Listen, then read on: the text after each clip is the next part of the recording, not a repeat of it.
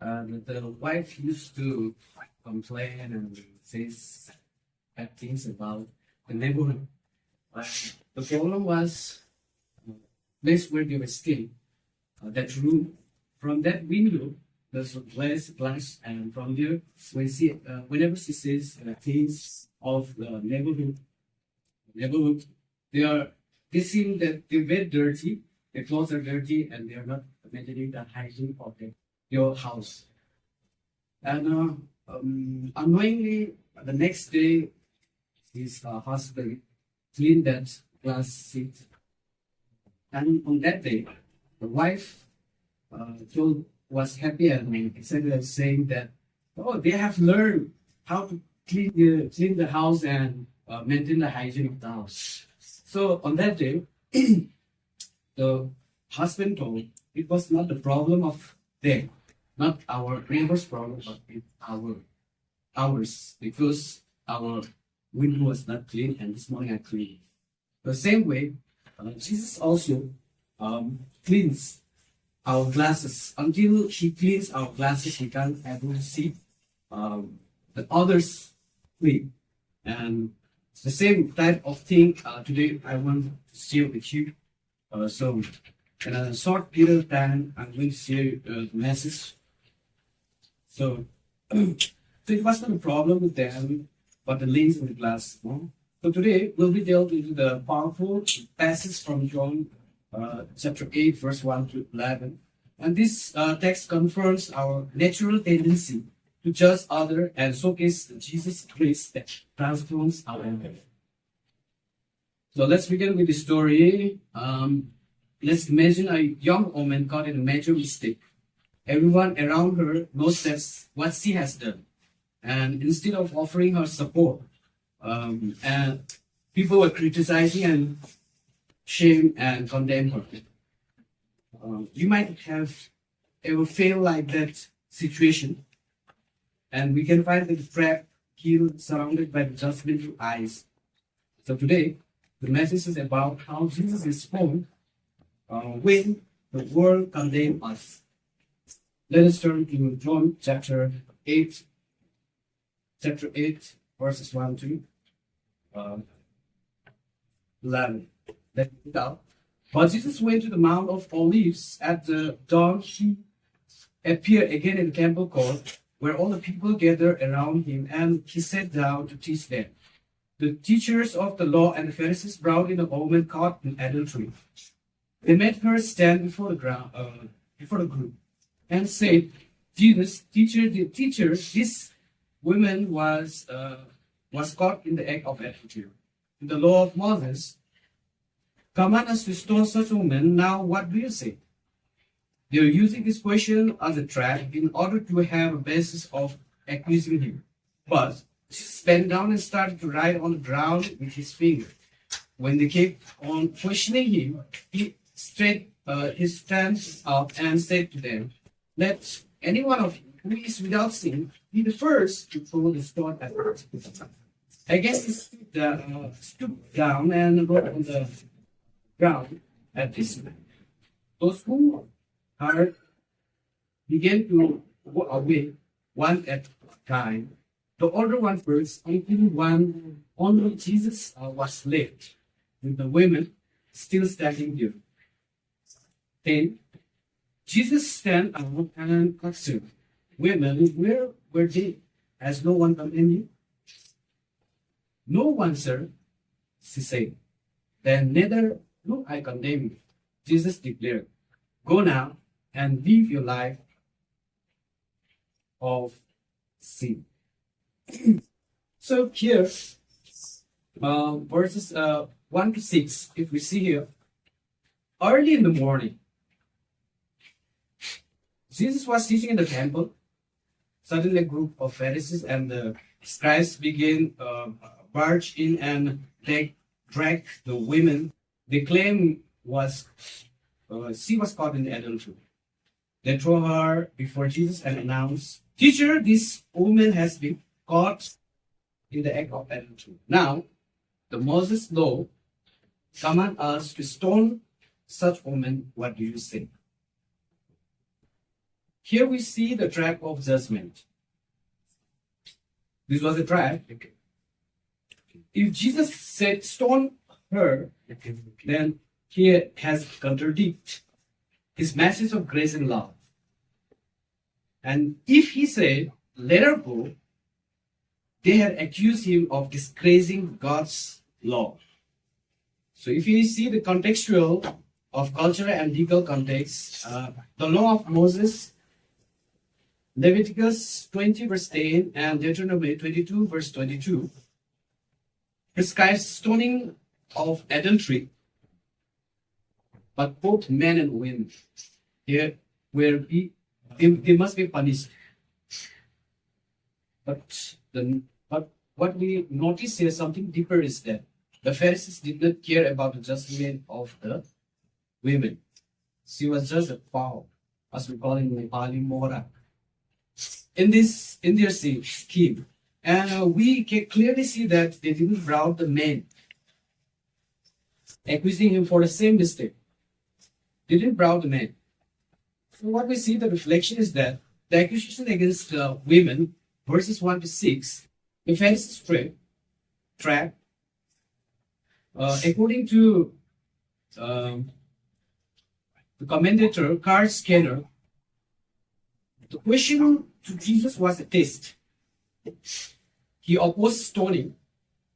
He could be accused of violating the Mosaic law. If he approved, he might undermine his message of forgiveness and risk Romans backlash. Or Jews could not execute the capital punishment without the Romans' approval. And according to the Leon's Maurice, this movement reveals Pharisees' hypocrisy. They did not care about the women or the justice.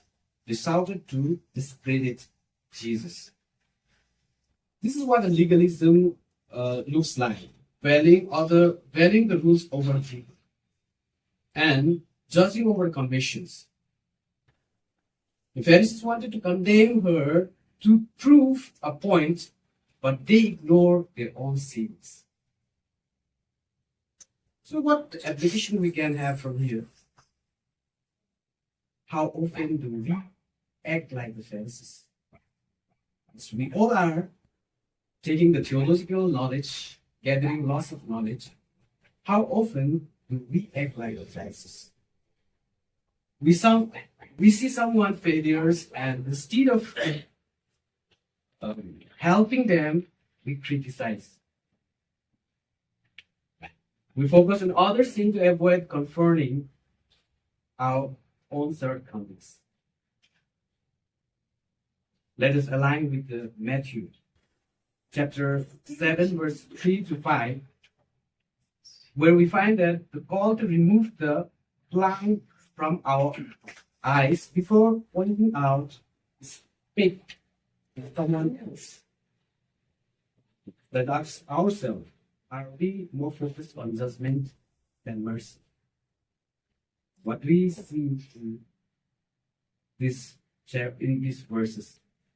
The second thing is that Jesus is disarming the response. John chapter 8, verse 6 to 9. If we go through there, now look at Jesus' response. What did he respond? Instead of answering immediately, he bent down and started writing on the ground. They might have such type of whiteboard or blackboard, so he was writing on the ground.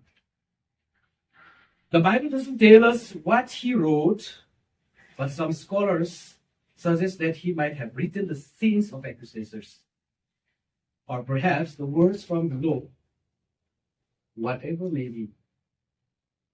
But his silence was very powerful.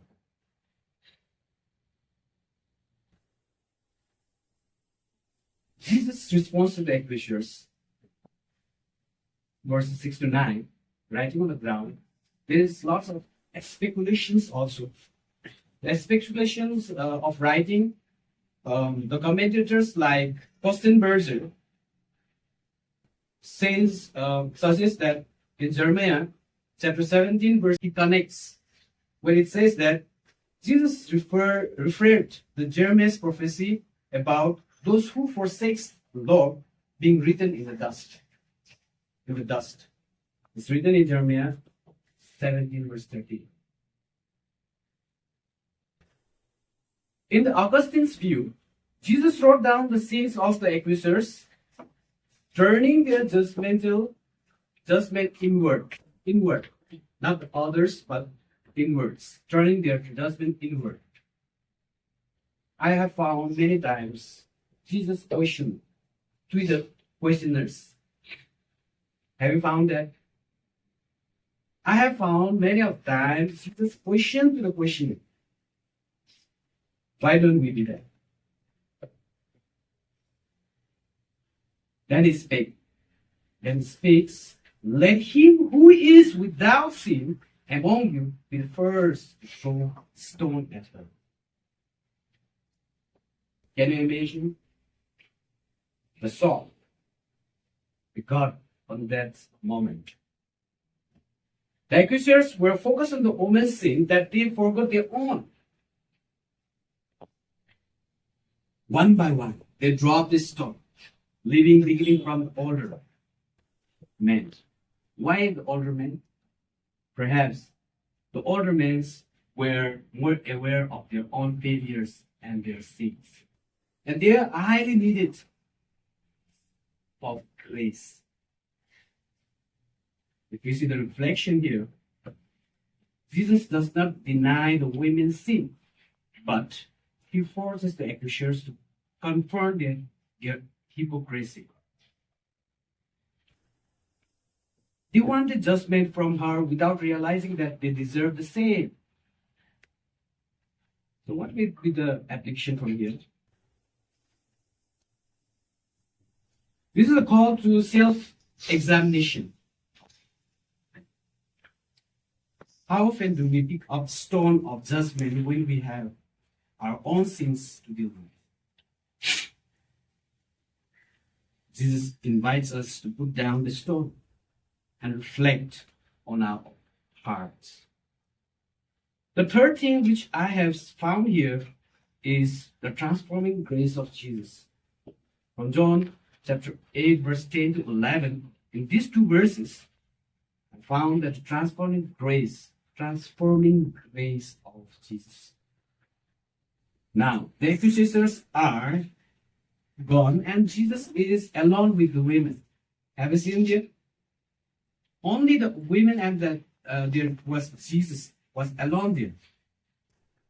And Jesus asks, women, where are they? Have no one condemned you? Then that lady said, no one, Lord. And Jesus said, neither do I condemn you. Go, and now all sin no more. What a beautiful movement we found here. Jesus does not condemn her, but he also does not excuse her sin. Instead, he offers her grace and a new start. Do we give grace to people? The word here, neither do I condemn you.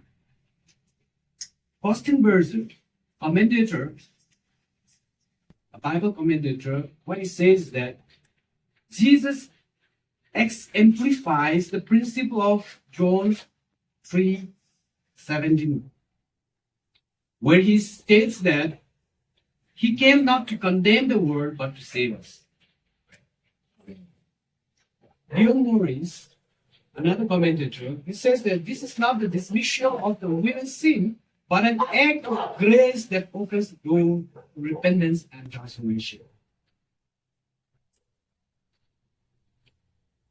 If we go through, go and sin no more. Jesus told to her, go and sin no more. Sin no more.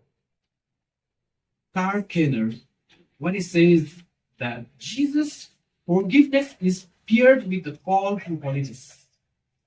Grace is not permission to continue sin, but to all to live different. Another commentator, R.E. Brown's perspective is this. His encounter this demonstrates Jesus' mission to bring mercy to the sinner and call them to a life transformed by God's grace.